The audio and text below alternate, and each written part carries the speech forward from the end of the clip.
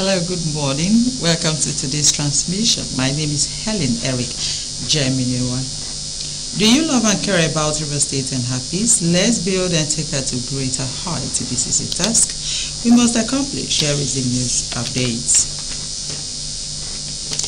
River State Governor Siminalayi Fubara has described the former governor of the state, Dr. Peter Odili, as an exceptional leader who has contributed immeasurably to the development of the society. Speaking at his special mass to celebrate the 75th birthday of Dr. Peter Odili at his residence in Old GRA, Port Harcourt, Governor Fubara said Dr. Peter Odili was deliberate in grooming political sons and daughters who are today blazing the trail in various offices. Tamno Barabi Blubo has the details.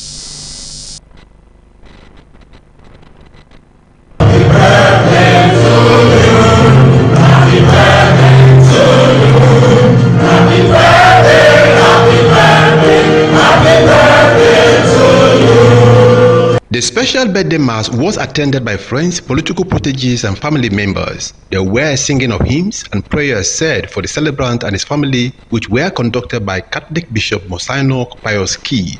Governor Fubara, who was represented by his deputy, Professor Ngozi Odu, said Dr. Odili distinguished himself by using the political opportunities that he had to impact on other people. He noted that such political grooming was done deliberately because it produced political leaders who have continued to defend and represent a river state where national discourse had thrived. It's not everybody that has the opportunity in life, in their lifetime, to be able to impact on other people.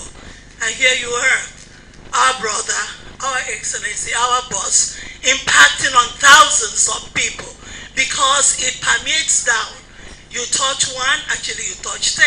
So you can imagine how many thousands of people and millions of people rejoicing today because God brought you to this earth to touch human beings, to touch humanity, to distinguish our lives.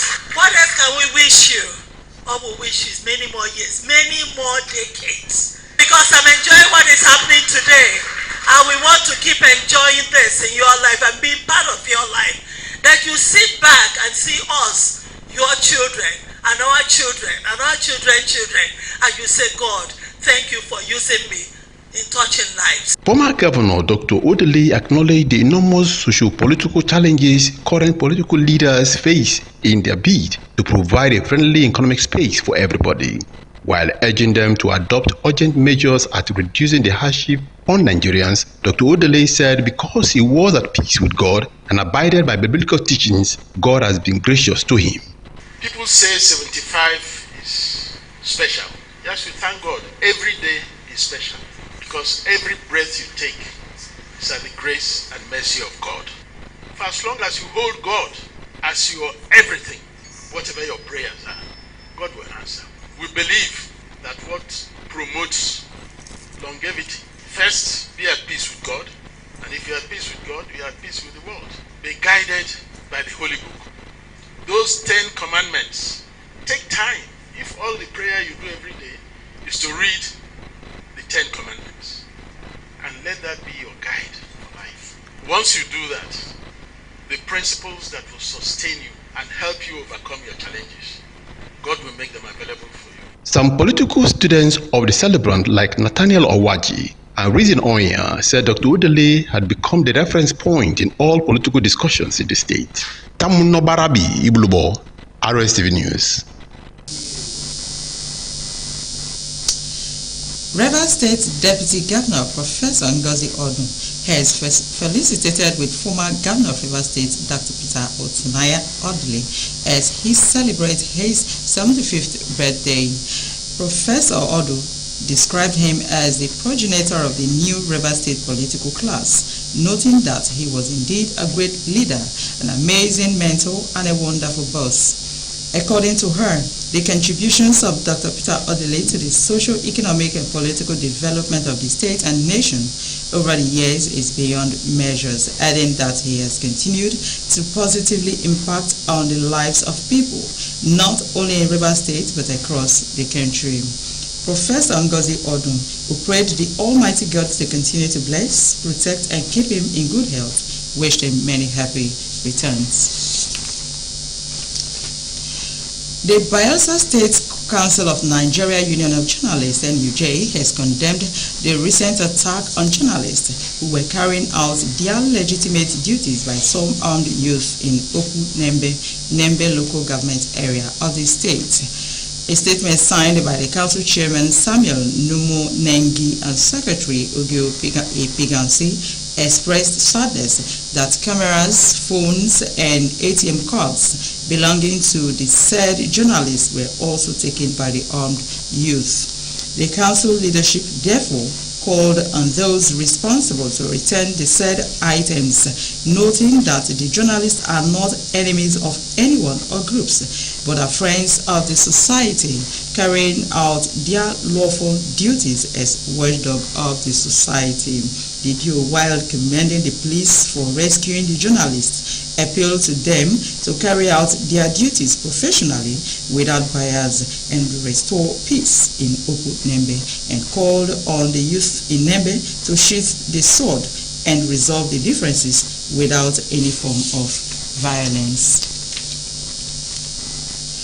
National Youth Service Corps orientation exercise is scheduled to resume in Borno State, 13 years after the 3-week course was suspended over recurring attacks by Boko Haram insurgents. The NYSC took to Twitter to notify prospective Corps members deployed to the state's second stream of the Batch B orientation course of a change of venue.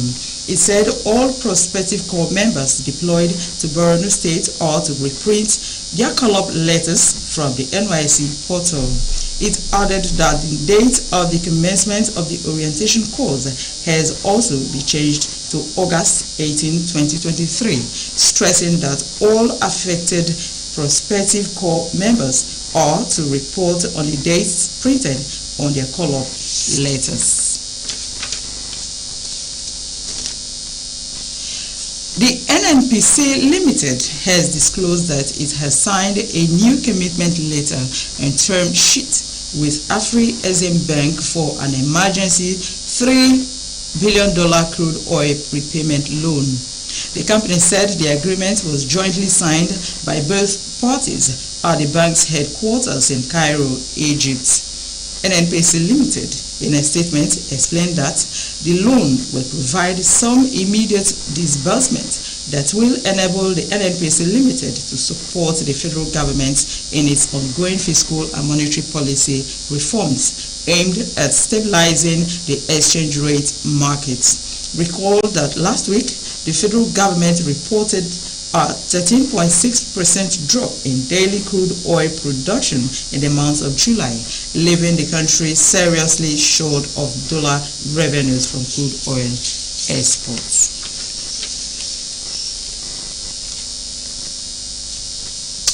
And in sports, England's Lionesses beat the Women's World Cup host Australia 3-1 in the semi-finals on Wednesday to advance to a historic final. Reports say England will face Spain on Tuesday in the final set to play on Sunday, August 2020. Goals from England's Lauren Hemp and Alessia Russo shattered the Australia's dream as they clinged to a 3-1 win to set up a Women's World Cup final against Spain. The Lionesses had previously failed at this stage twice, but the reigning European champions seized the opportunity this time, silencing 75,000 spectators and securing their first ever spot in the final. This ignited celebrations from the home supporters, but just 8 minutes later, the crowd was turned as Hem powered her way into the box and placed the ball into the corner. Russo then added the finishing touch with a goal 4 minutes before the end of regular time, completing the icing on the cake.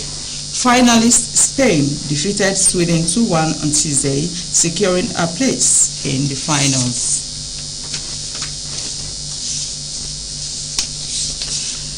Do you love and care about Rivers State and her peace? Let's build and take her to greater heights. This is a task we must accomplish. Once I say welcome to today's transmission. Kenneth Wamwemeka Nwuze, Dick Saro, Helen Jonah, Ebere Yinda, and Donubari Gregory. We are all here to make sure that you enjoy today's transmission. Once more, my name is Helen Eric Geminowa. Before I go, I want to let you know that God gave you life and also made you a life giver. You are not just a mere human being. Ponder on this today. Enjoy the rest of our transmission.